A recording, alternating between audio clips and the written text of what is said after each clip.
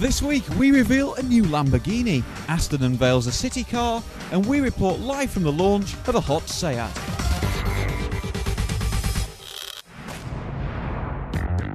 The Lamborghini Gallardo LP552 Valentino Balboni was unveiled this week to honour the company's legendary test driver. The B-man has tested every Lambo since the Miura in 1967, and under his instruction, this tribute Lambo will be the first rear-wheel drive Gallardo ever. It'll be limited to just 250 units and will cost 100 notes shy of 138 grand. Sounds like a bargain to us.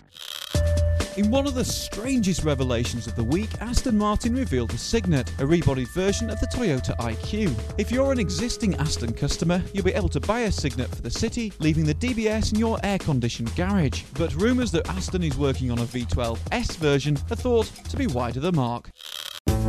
If you think the Ford Fiesta's a little bit too sporty, or the Volkswagen Polo is a bit too grown up, then how about the new Citroen C3? It's less rounded than the old one, but it's still cheeky while getting classier and glassier thanks to that massive panoramic roof it's calling Zenith.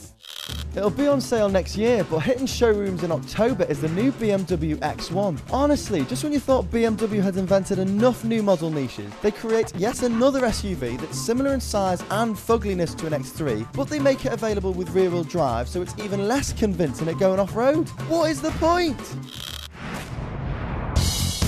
I spent last weekend at the Spa circuit in Belgium racing the Sky Motoring Brit car. We finished second in class, but at the end of my stint in the pouring rain, might not have looked in the best of shape. That was the hardest hour and a half in a race car I've ever done. The problem wasn't the grip, the car actually was gripping quite well.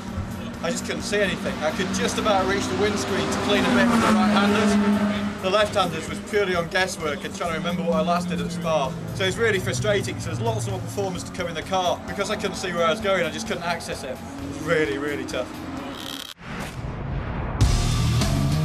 We got behind the wheel of the new 4-door, 4-seat Porsche Panamera this week. Now don't go thinking it's a 4-door 911 because it isn't. Just think of it more as a very quick and capable saloon that also happens to get a Formula 1 style launch control. The standard 0 to 60 time of this Panamera Turbo is 4.2 seconds, but with the help of launch control it cuts it down to 4 seconds dead. I mean, for a 2-ton saloon car, that is ridiculous.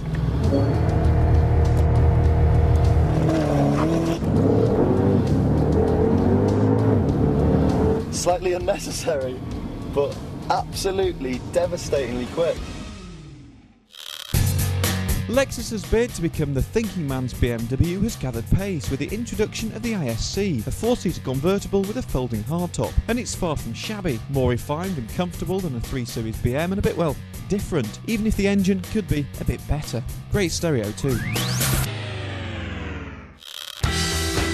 Barcelona driving 3 new hot Seat Ibizas. There's the FR, the Cupra and the Bocanegra. They all share the same 1.4-litre super and turbocharged engine, and they've also got the new 7-speed DSG twin-clutch gearbox. The FR's got 150 horsepower and the Cupra and Bocanegra, which are identical mechanically, have got 180. To be honest, the FR doesn't feel that much slower, but the gearbox unfortunately feels exactly the same in all 3. Please, Seat, just give me 3 pedals as an option. On the plus side, they all look fantastic. They're amazingly refined and they're pretty good value, but all 3 are a bit more like sort of swift and refined Grand Touras than proper hot hatches, and that is just a bit disappointing from what's supposed to be VW's sporty brand. The US NASCAR Series celebrated its youngest ever winner at the weekend when geeky-looking 19-year-old Joey Logano took the flag. The poor lad wasn't even old enough to drink the champagne.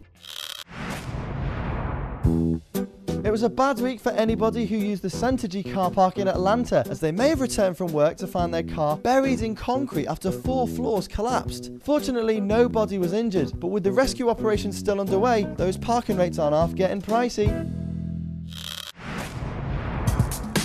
Don't miss our pathetic attempt at kite buggying with the help of a Renault Clio. Come on, Alistair, put your back into it, man. Stop! Stop! Way! And don't miss all our coverage from the glorious Goodwood Festival of Speed.